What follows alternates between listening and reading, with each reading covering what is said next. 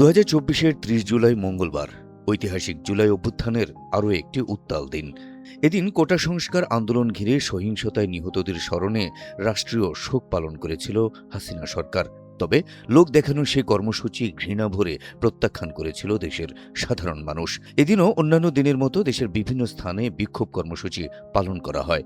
সেদিন শোকের বদলে বিপ্লবের লাল রঙে ফেসবুকের প্রোফাইল রাঙিয়েছিলেন অনেক নেটিজেন। এদিন আন্দোলনকারীদের দেখামাত্র গুলির নির্দেশ দেওয়া আওয়ামী সরকারের তৎকালীন প্রধানমন্ত্রী শেখ হাসিনা আহতদের দেখতে হাসপাতালে গিয়েছিলেন। প্রাণহানির ঘটনায় সুষ্ঠু তদন্তে জাতিসংঘের সহায়তা নেওয়ারও ঘোষণা দিয়েছিলেন। যদিও সাধারণ মানুষ তার এই লোক দেখানো মায়াকান্নাকে গ্রহণ করেনি।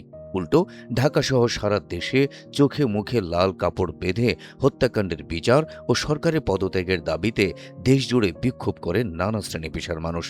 তবে এদিনও থেমে থাকেনি গণহত্যা।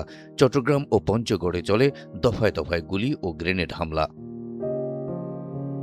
সেদিন ৬ সমন্বয়ক সহ ডিবির হাতে আটক সকল শিক্ষার্থীকে মুক্তি দিতে ২৪ ঘণ্টার আলটিমেটাম দিয়েছিল বিক্ষুব্ধ নাগরিক সমাজ।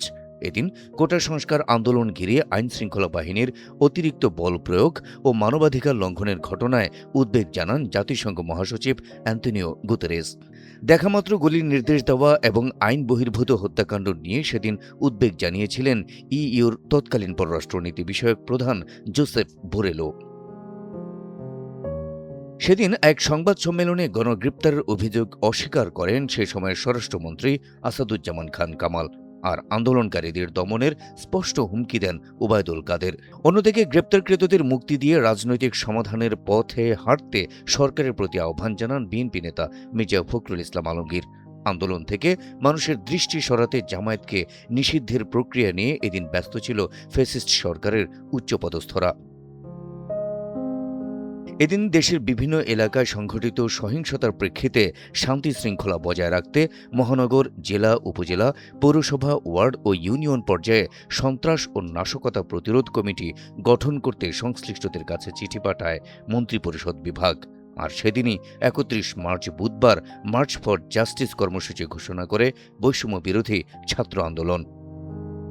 হাবিব রাসেল, এনটিভি অনলাইন।